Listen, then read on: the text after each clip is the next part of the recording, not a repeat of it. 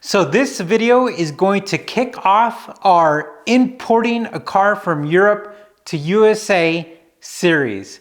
Now I'm excited because we're going to go ahead and document and share everything with you because we are shipping a Honda S800 from the Netherlands to America. And let me tell you, it is kind of a daunting task. It's a little scary. It requires a lot of logistics, but it's also very unique because I never thought that I would be sitting in a position where I'm going to be shipping a car from overseas. Now, I'm going to give you a quick overview of pretty much how it's going to go down and everything that's happened already. Well, first off, finding the Honda S800 is almost impossible to find it here in America. Well, first off, they were never imported in America. And second of all, they're very low production and it's a 1960s car. So you're not gonna find it, it's pretty hard. And if you do, you're gonna be waiting for a while. And at this point in time, I think the car has become very popular and there's probably gonna be a bidding war. Now, what I did is I get kind of compulsive and also, I just kind of love a challenge. I love looking for things and I love the word no, or the word it's not possible, or it's very unlikely. So when I hear that, those are like key words in my head that I'm like, I'm gonna try it. I'm gonna try to prove that wrong. And that was the story with the Honda S800. Essentially, when I was looking for one, I looked on Bring a Trailer, eBay, forums. I even joined the Facebook page for the Honda S600 and S800 owners.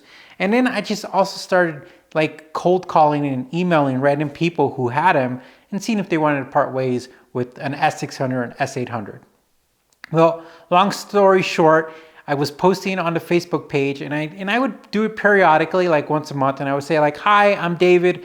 I live in the United States. If anyone has an S600 or S800 for sale, please let me know.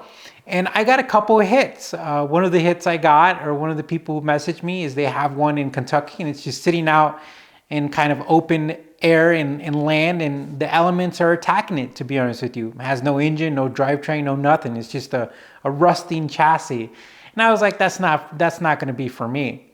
And then I found a few, but due to the distance and just the situations and also just how I feel, to be honest with you, I was like, I'm not feeling that. And I'm gonna leave a name out, but I did try to buy one from someone who built one here in the States. And he's not ready to sell it, but I tried. Good guy though. And then one day, this individual named Ronnie messaged me and says, I have one. It needs to be put together, but I could ship it to you. Well, right away off the top, I was like, I'm not gonna do this. First off, I don't trust people. Second of all, a project car, like I don't have patience. And third of all, it's just too daunting, right? Nope, not gonna do it. But as I started to just keep looking, I realized that my options are very limited. So I'd go back to the link that Ronnie provided me, and I saw that this Honda S800 was actually like pretty much been restored, but the restoration process was stopped halfway. So they essentially redid the chassis, painted it, fixed stuff up, also repainted the body. And essentially what the car needs to be done is from the body and the chassis portion of it, it just needs to be put back together. And so automatically I was like, well, this individual, Ronnie, seems like a good guy, but one of my buddies told me and said like, why doesn't he put it back together?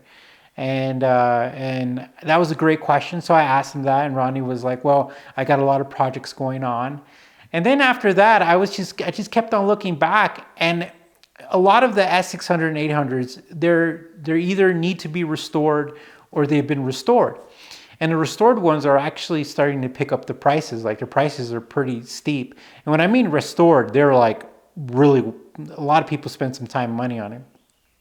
So then I thought, here I am, as a master tech, woohoo, but also somebody who loves to tinker with cars, and especially a car of this era, I think I would love working on it.